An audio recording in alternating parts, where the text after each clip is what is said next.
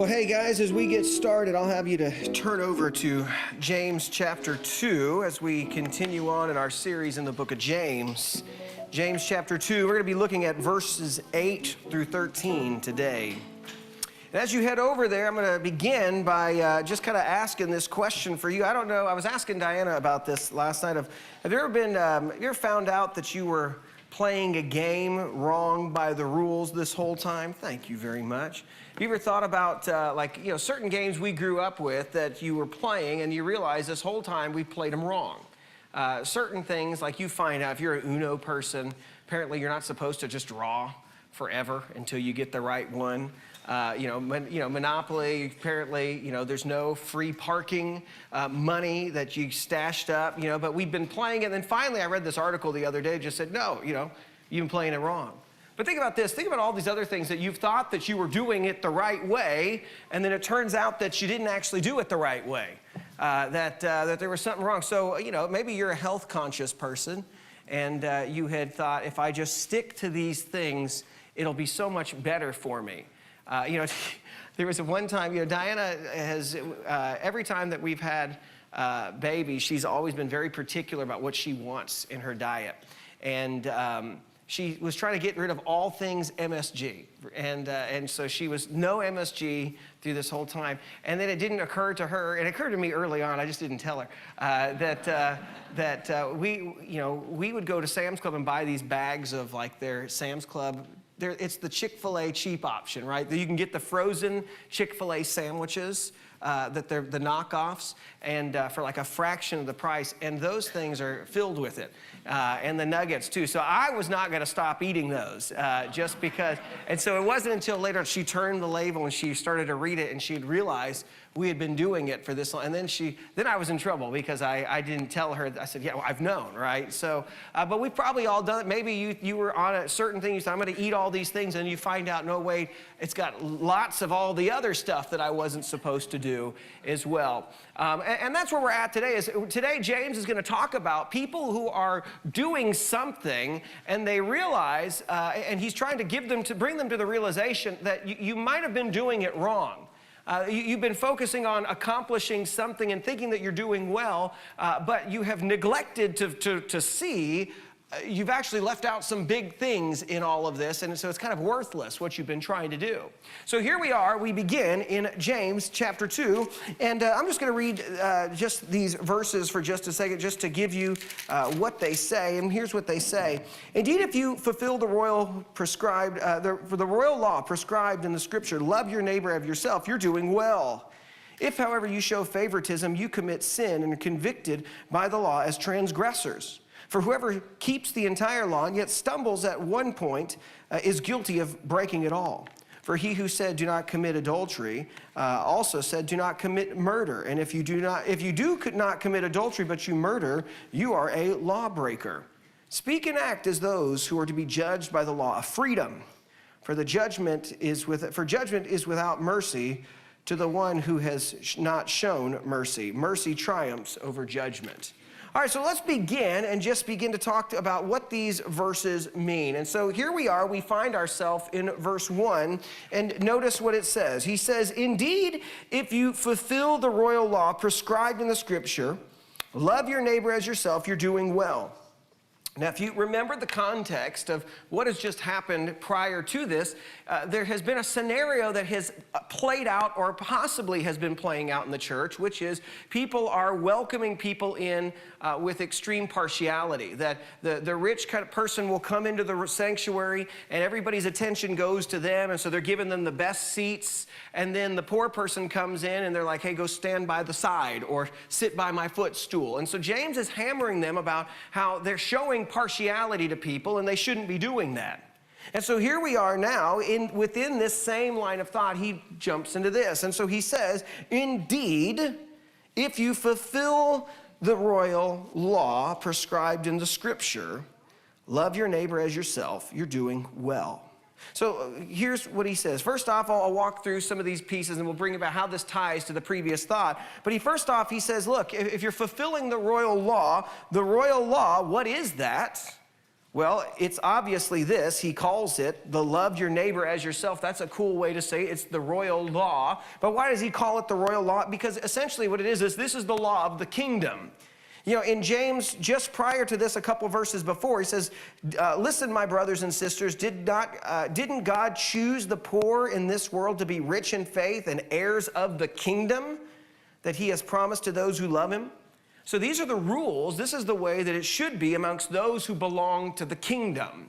This is part of what it looks like, is that you love your neighbor as yourself. Now, what I love about this is not something New Testament. Sometimes we think about these laws and we think about the Old Testament has all these old laws that are outdated and they're harsh, and you forget that actually a lot of the time what they're doing is they're just talking about what was already there. This law comes from the book of Leviticus. The book that you start your year Bible reading plan and you stop once you get to this book, right? This is that book, and if you would have read a little bit further, you would have found this verse here. And so here's what it says: do not take revenge or bear a grudge against members of your community, but love your neighbor as yourself. I am the Lord. And God ties it back to, here's why you do this, because of who I am. You love your neighbor as yourself. This is something that has been rooted in God's word since the beginning, and it's what he's always wanted his people to do. It's how he's always wanted his people to function, is to love each other as you would your own self. Now remember, Jesus will pick up on this topic and he will reiterate it and make sure the people really get this when he comes, and he says this. When they ask him, it says, teacher, which command in the law is the greatest? And he said to them, love the Lord your God with all your heart, with all your soul, with all your mind. This is the greatest and most important command. And the second is like it. Love your neighbor as yourself. And notice what Jesus says. All the law and the prophets depend on these two commands. Meaning Jesus says that when you boil down all the law from the Old Testament, they can be brought into you can fulfill it by doing focusing on these two things: loving God and loving others. Now, once again, you must understand what all those laws are in order to do those things, right? But he's saying, once again, that the most important things are loving God with all your heart, all your soul, all your mind, and then you love your neighbor as yourself.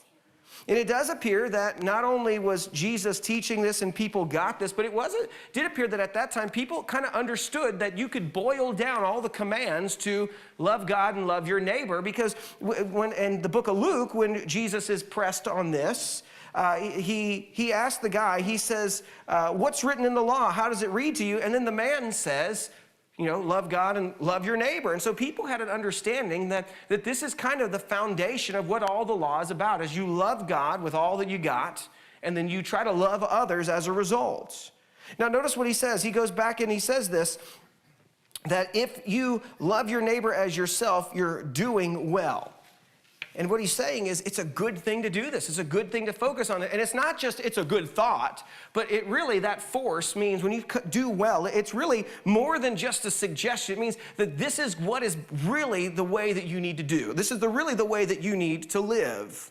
And so this is what he's saying. Focus on loving your neighbor as yourself. And so one of the first things that James is doing is he's saying, look, the way to avoid partiality is you do this. If you truly are going to try to do this and then not fall into that trap before, then you need to begin to think about, how do I actually love somebody as I would love myself?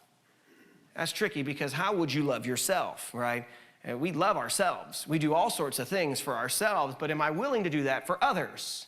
And so that's the first thing. Is a good rule of thumb is the royal law. Is all of us should say, this is part of how, this is the drum beat that I walk to, right? This is the one I dance to, is I will love others as myself. It should be something that stretches you. When Jesus was asked about who's my neighbor, people trying to figure, well, how do I really do this? Because people thought, no, I do this. Jesus then tells what story? The Good Samaritan, which is to stretch you and say, if you think you've got this down, you don't really have this down. So all of us need to grow in loving your neighbor as yourself. Now, but here's what's really interesting about this passage, is this right here. Indeed. And it does appear that what may be happening is that the person, as James has been talking through this, is James is anticipating that somebody is doing this. saying, okay, listen, James, Pastor, I've got, as the rich man comes into the room, truly, I'm not wrong. I've been loving my neighbor as myself. I've really been trying to do this right. I am giving this guy the most prominent places to sit, and I've really just tried to walk this line as best as I can. And that's one of the things that appears that he's anticipating. He's saying, look, if you really tried to live this out, that's great. But what he's anticipating is also that there would be some say, no, I'm not really at fault here because I'm just doing what the Bible tells me to do. And so what? So what if I've neglected some of the little stuff? I'm loving my neighbor in a great way. No one's ever given me the most prominent seat here. No one's ever asked me to go out, but I'm doing it for this guy. And so they're kind of focusing on this, I'm living out the law, Pastor, but, I'm sure I might have messed up on the little ones, but I've really got this part down. To which, notice what he says in the next part. If, however, you show favoritism, you commit sin and are convicted by the law as transgressors.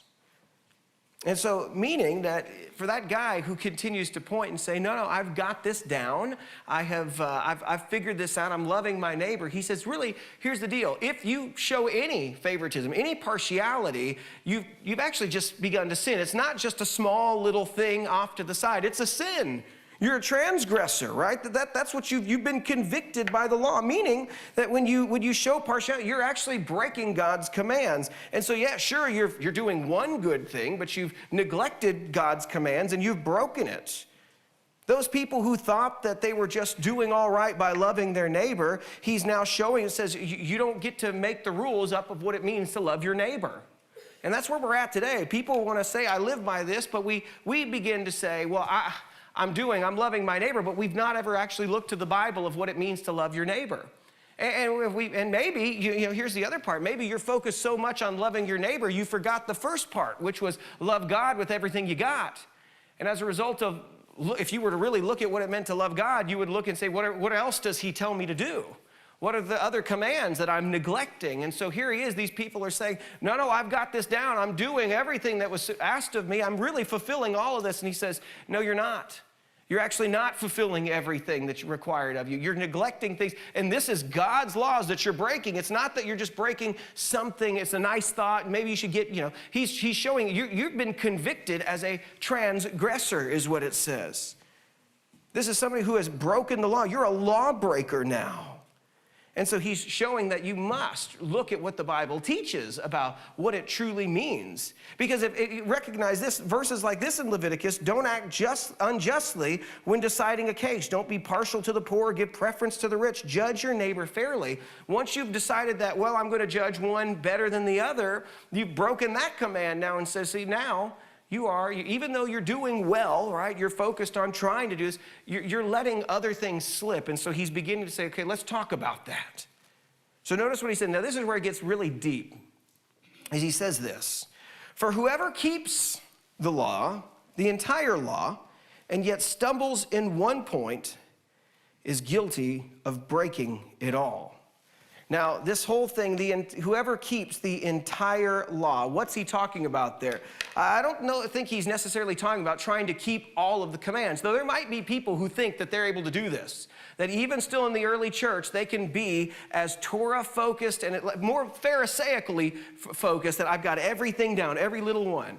Right? But it might just be more for his regular congregation who's saying, no, I've got this down. I have nailed loving God and loving others. I have got it. I am done. They might have come to their walk. And if you've ever been like this, maybe you have not, but maybe you've ever thought, I think I'm at as good as I can be. You ever thought this? You ever gotten to a place in your life where you're like, I don't really think I've got much more to grow. I think I've kind of done with the sin thing. I feel good. That was a short, feeling, right? Because you realize it's deep in there, like the next minute afterwards, right? But you might have gotten to a point where you said, no, I've got it. I've fulfilled this. I've got this thing down. I have never been this loving in my life. I don't know, maybe. I mean, there are times, you know you're like this, right? We all are. We all think that we've got it. We've figured this out. I've been walking with the Lord. I'm there. I've made it finally. I don't need Sunday schools anymore and Bible studies because I have hit the peak of what it means to walk with the Lord. And so notice he said, if you think you've kept it all, but you stumble in one point, you're guilty of breaking it all. Now, I show this little picture because I love this illustration. It's not original to me, but it's like, he said, what James is essentially saying is one thing breaks it all. Then you ever drive down the road, and you get this, especially you go on long road trips, you're guaranteed to have gravel hit your windshield every time, right? And what happens once that starts? Over time, that thing, it doesn't just bounce off. Once that crack starts, the thing's breaking. And slowly but surely, that one thing begins to just turn into where you got to call the Safe Light people, and they're going to come to your business because you can't come out right, and they're going to take the thing off because it's broken now. It happened. One thing is all it takes to crack that thing, and then it's busted. And what he's saying is one sin is all it takes to break all of them. It's once you go and do one, everything falls apart and everything breaks. You know, it's not that different than what the Apostle Paul says when he says this in Galatians 3:10. He says, for all who rely on the works of the law are under a curse, because it's written, everyone who does not do everything in the book of the law is cursed. And he's quoting the book of Deuteronomy there. And so really that the Bible has always set up this standard to say, if you're going to truly do this and you stumble and you fall, you're guilty of it all. You're under a curse because you've tried to focus on all your works, and if you're not doing everything that's there, it's over. You've broken the commands. And so here we are, and then he brings up this piece, right? He says, for he who said, do not commit adultery, also said, do not commit murder. And so if you don't commit adultery, but you murder, you are a lawbreaker. And so he's trying to recognize that he's using two big examples, right? I'm good, man. I have not committed adultery, but I just killed somebody, right? At least I haven't done that, right? And that's what we do, right? We look at other people and we say, at least I haven't done that. Whew, I'm good. And what he's showing is, isn't that ridiculous? To think that I'm good because, well, at least I haven't murdered anybody, right? Or at least I haven't committed adultery, at least I haven't done this. And then you realize, but you're letting everything else slide. He says, that's how ridiculous this is. And he says, once you've done one, the Old Testament even holds it up. Once you've broken one, you're guilty of breaking them all. And so that's what the point is, right? And recognize that Jesus takes us a step further too. When Jesus is teaching on this in Matthew 5, he uses adultery, he uses murder to even further the point. That it's not just actions either. Jesus says this in Matthew 5:27. You've heard that it was said, do not commit adultery. But I tell you, everyone who looks at a woman lustfully has already committed adultery with her in his heart. So Jesus is hitting the people who say, but I haven't done it. But you bet I've done it up here, right? And he's saying all that junk that you've been doing out here is sin as well. And so this is what James and this is what Jesus, this is what Paul has been teaching is, look, if you're going to try to live by this and be puffed up that you've completed the law, you recognize one sin is all it takes to blow that thing up. And you're not. He says at the end of it all, you're a lawbreaker and you're guilty of breaking it all. Now, I want to stop for just a second and think this through because I think sometimes in the church today, we misunderstand passages like this. Sometimes we think about this and what we do as a result is we downplay the seriousness of sin. Because we might have said, and you might have heard this growing up, well, all sin is equal. And what you probably heard and what you thought and maybe put into practice was, in God's eyes, everything is just on the same playing field, right? It's all equal. If I murder, it's equal to God as if I lied.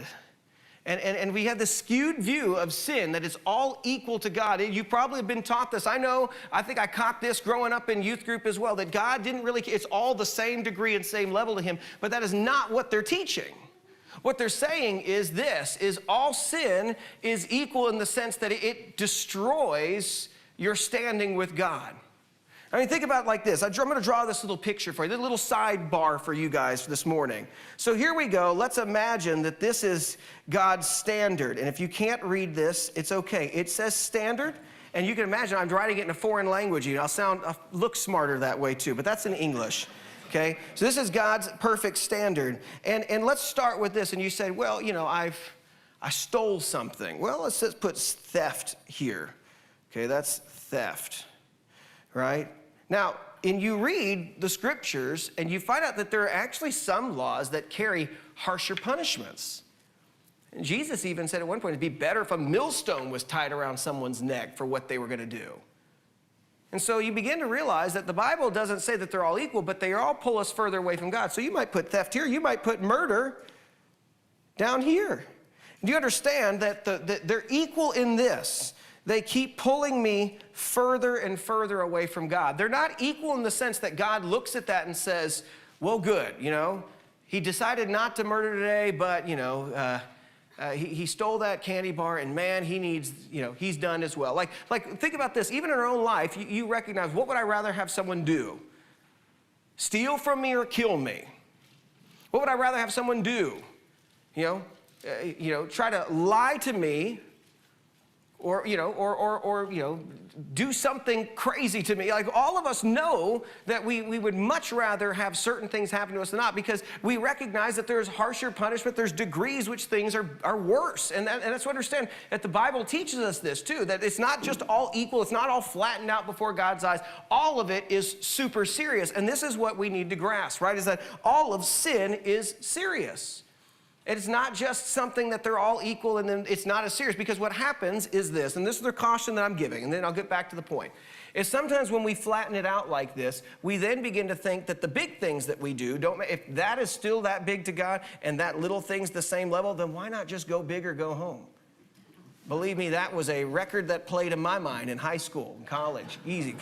Go big or go home. I'd rather, if it's all the same. It's not all the same. That's not what he's saying. He's not flattening it out. But he's saying that all of it will destroy your standing. In every little thing, put whatever you want to put in here, all of it takes me further and further and further away from the perfect standard of God. It's equal in that. There's no little sin. It destroys it all. It's interesting, too. You might want to ask, why is sin so serious? Why is he so hammering that all it takes is one to just wreck everything? It's because ultimately even one sin is you sinning against the lawgiver. Remember, look what it says right in that verse there. It says, for he who said, verse 11, for he who said, pointing out that it was God, these are his rules. They're not just like nice things to live by. This is what the lawgiver has given to us. And so every time we choose to do something different, every time we choose to neglect something, whether big or small, we are sinning against the one who created us, the one who gave us these. That's why in Psalm 51, David says, I'm conscious of my rebellion. My sin is always before me. Against you and you alone have I sinned and done this evil in your sight. You're right when you pass sentence. You're blameless when you judge. And if you know what Psalm 51 is about, this is what David has written after he's been confronted with his sin with Bathsheba. And yet he still says that all of this against you and you alone, telling us rightfully that our sin is ultimately, yes, we can sin against each other, but each sin is one, it's against the Creator. It's against our God who has given us these rules to live by. Sin is a serious, serious thing. Notice what he says in verse 12 now. He says this, so speak and act as those who are to be judged by the law of freedom. For judgment is without mercy to the one who has not shown mercy, and mercy triumphs over judgment. So now he says, now speak and act as those who are to be judged by the law of freedom. So what is he talking about to be judged? What do it mean that we're going to be judged? Well, actually, 2 Corinthians tells us, right, that we are all, he says we must all appear before the judgment seat of Christ, so that each may be repaid for what he has done in the body, whether good or evil. There is this piece that we need to recognize, is all of us will stand before God one day with our lives in front of him. Now, for the Christian, you can stand and somebody else's record, the record of Jesus, but at the same time, we're still going to give an account to him. When you have the record of Jesus on and you're a Christian, you go in, your standing is in, you're there, but at the same time, we know at some point in the future, God is going to reward those for how we have lived. That there will be, and I don't know how that all works out or what that's all going to look like, but we will still have to face God for how we have lived in this earth. Sometimes we think it's good, I've got my salvation card, I'm ready to roll, and then you think that like it doesn't really matter how we live here anymore. It does matter. We're still going to have to face the Lord for how we have lived here. And so he's talking about so that you're going to think and speak and act as those who are to be judged by the law of freedom, because you don't want to be judged by the law. No, you want to be somebody who has been judged by the law of freedom. Well, what's the law of freedom? In James 1:25, he says, but the one who looks intently into the perfect law of freedom and perseveres in it, and is not a forgetful hearer, but a doer of works, this person will be blessed in what he does. The law of freedom is the gospel. As somebody who's going to be judged by the gospel. You see, what he's essentially saying is what we need to do is begin to think that I'm going to act, I'm going to talk, I'm going to act as somebody who is not going to be judged by the law. I don't want to be judged by the law. I want to be judged by the law of freedom, which is that God has done something in my place, that understanding I am undeserving of any mercy at all, and yet he has given me mercy and shown me mercy. What he wants is your actions and your words to reflect that you are under the gospel now. You see, the Old Testament shows you how badly you need the law. It's why Paul says in Romans 7, what should we say then? Is the law sin? Absolutely not. But I would not have known sin if it were not for the law. For example, I would not have known what it is to covet if the law had not said, do not covet. And so what we are to recognize is we need the law, we need the old law to show us how we are sinful, but ultimately we need to use that to say, there's no way I'm going to fulfill that. I mean, if you think about this impossible standard that James has already shown, if you think you're doing well because you do all these things, you're not going to do well in the judgment. If you're thinking you're going to stand before God and show him all the great things you have done and all the good works, and you think that's going to be enough, it's not going to go well for you that way. What he says is every one of us needs to be reminded that the only reason we're going to make it in is because we don't have anything good to show. And Jesus' record is all that we have. And so he says, speak and act like that you're going to be judged by the law of freedom. And then he goes on to say, for judgment without mercy to the one who has not shown, judgment is without mercy to the one who has not shown mercy. Meaning, if you're somebody who is merciless in how you treat people, it's not just, oh, I like to be a compassionate person, but what he's saying is, if you truly have been changed by the gospel, you realize he's done so much for you that necessarily Christians are going to be people who will now show mercy. Necessarily, I'm going to now try to help others. I'm not going to show partiality. I'm going to try to live as best as I can under what the gospel has shown me about myself. That's what he's saying. He's saying that you're going to necessarily be merciful because what you know about how God has been merciful to you. He says mercy triumphs over judgment. It means that you will be able to boast, right? Because ultimately it's not because you did everything right and that you were deserving of anything. It's that you know that you were shown mercy by Jesus, and that's why you will make it through the judgment. And so what he's essentially saying is at the end of it, all of us should begin to have some charity in how we deal with each other. That we need to be able to look at each other and say, hey, but if it weren't for the grace of God, I would be in the same spot, and I've got to be merciful to others as well. I have to continue to be reminded of, as much as I think they're not deserving of anything, I go back to, I was shown mercy when I was not deserving of anything as well. And that begins to live out, I begin to live my life out like that. We will necessarily show mercy because we know we've been shown mercy if you're a true follower of Jesus. So a couple things to wrap it up as we kind of walk through this passage. Let me ask you this. Have you been somebody who, it could be said, I've loved my neighbor? You know, he says, you do well if you love your neighbor. But here's the reality is many of us who have hidden behind I love my neighbor have defined it the way that we want it to be defined. And boy, I feel like in the past few years, we have defined love your neighbor by whatever I feel like love your neighbor should mean. But really, what we should say is, if I am truly doing this, do I know what the Bible teaches about how to love my neighbor and how not to love my neighbor? That'll fix up a lot of the confusion. But are you somebody who loves your neighbor? All of us, really, if this is the royal law, that means we who belong to the kingdom should say, God, help me to love my neighbor. Remember, the Bible tells you, you don't know how to live and love your neighbor. Let's start with the closest neighbors you got, your spouse. It's got a lot in there about how to love your spouse, how to treat your spouse. How about your kids? Got plenty in there for how to raise your kids and how to lead them. What about your people who don't necessarily live, but maybe closer? Maybe you got some relatives that are close by. It's got plenty in there. What about with your workers and employee relationships and employer relations? There's plenty in there about how to love your neighbor as yourself in the scriptures there. It's even got stuff about how to deal with literal neighbors, right? So we're not here to make it up. Like, we need to go and read the Bible and say, God, help me to now live this out, to love my neighbor. All of us should focus on the scriptures and ask God, help me to live this out, not to live it this way, but to live it the way that you want us to. We need the Bible to provide those definitions for us. And then think about this for just a second. You need to be thinking about, how do I love my neighbor in the neighborhood, the literal neighborhood that I've been in? God's placed you in that neighborhood that you live in for a season, maybe a long season, but how am I going to love my neighbors who are around me? He intended it to be understood that way too. And then we also need to be thinking about, okay, where has Oak Valley been placed? And how are we loving our neighbors by existing here?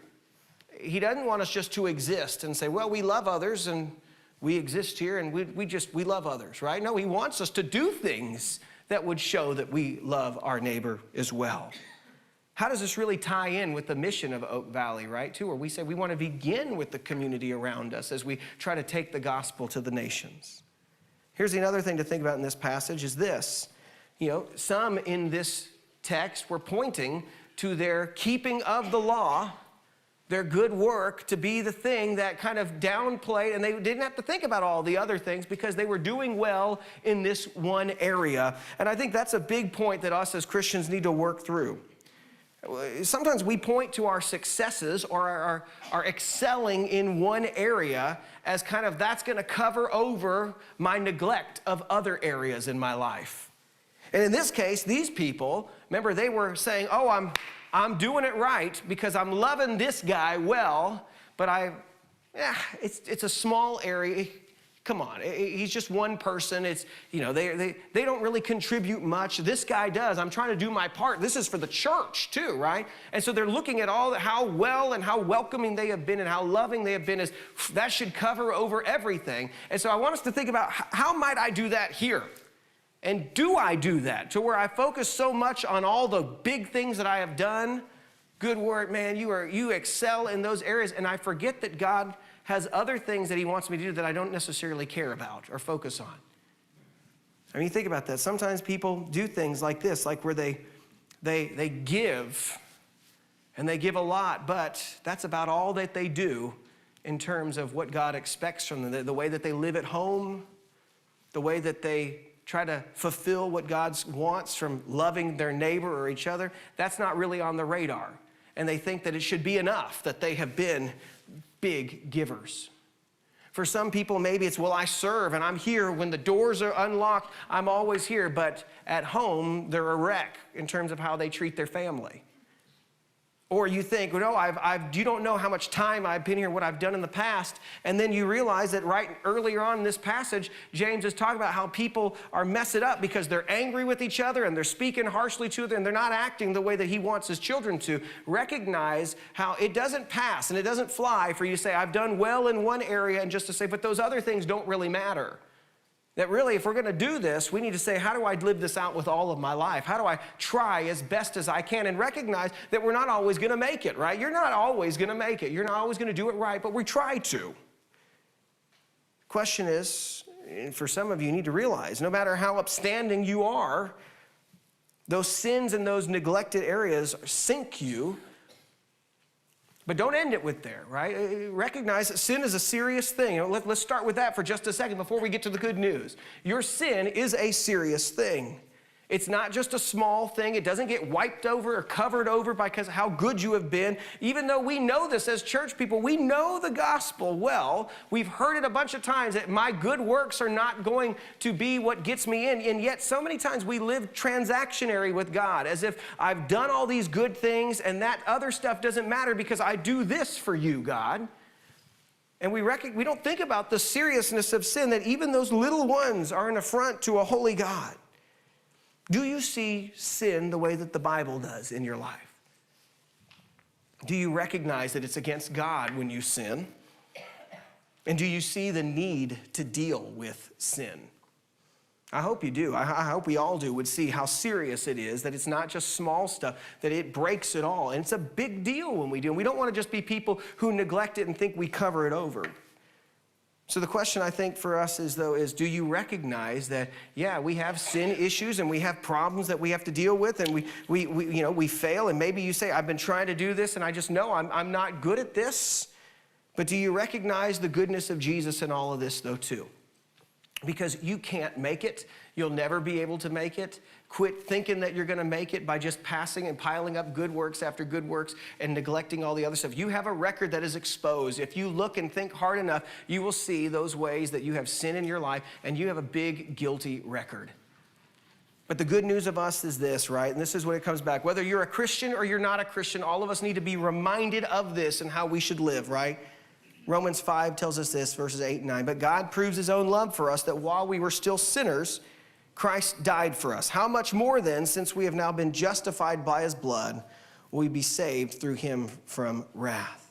So my question is for the Christian here, what are you depending on? Are you focusing on your good works to try to cover up your sin, or are you going to deal with it today? And ask God to show you the serious problems that you've got and the things that you need to work on. Today is the day to start doing that. Don't just wink at it. Don't just think it's going to be passed over. It's not. Recognize that your whole record has been shattered already, and you need mercy and you need grace. And trust in what Jesus has done for you, and then ask him to help you live, because the only way that you're going to live this way is through his power. And for you, the non-Christian in here, I want to say this. What are you trusting in? What record are you trusting in today?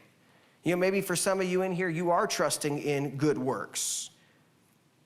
You're hoping that when you see God one day, you're going to face him and show him everything that you have done and how you have lived. And the question is, whose rules do you think you're living by the way?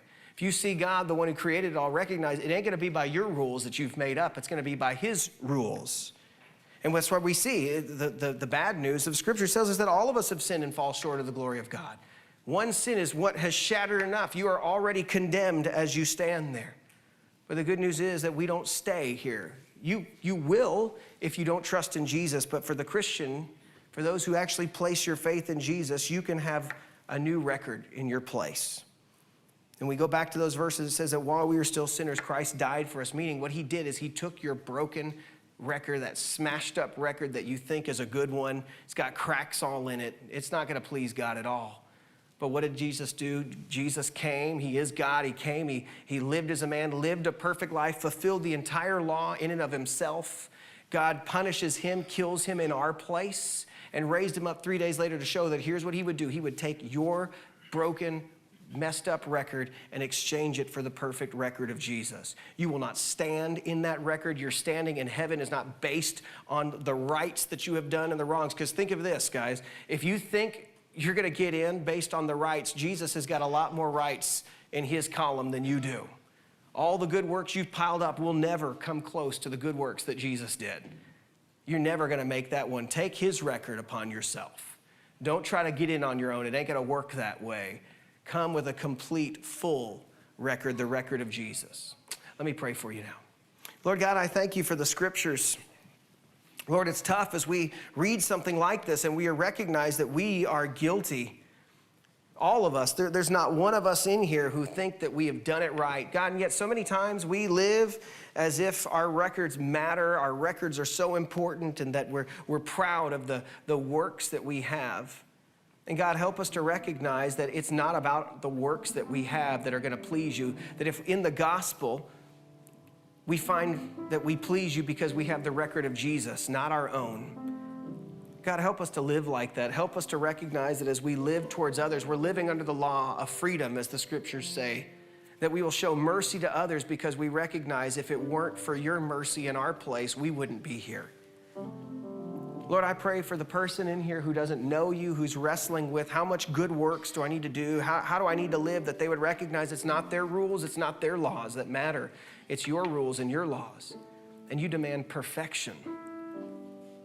And yet none of us can make it. So God, I pray that today they would recognize that the only perfect option was that you sent your perfect Son in our place, and you offer them his record for those who trust in the sacrifice of Jesus. God, I pray that today would be the day that they just say, yes, Lord, give me that record. I pray, help me not to stand in my own. And Lord, for the rest of us, that we would show mercy in our relationships with others. Before we're ready to hammer somebody and to judge them hard because we feel like they deserve it, that we would stop and reflect that in the cross, you put it all on Jesus instead of us. Even though we were deserving of it, you placed it on your Son. And so, God, I pray that today we would realize how badly we need mercy, how much has been shown to us already in the cross, and help us to live this way to others. We pray these things in your name, Jesus. Amen.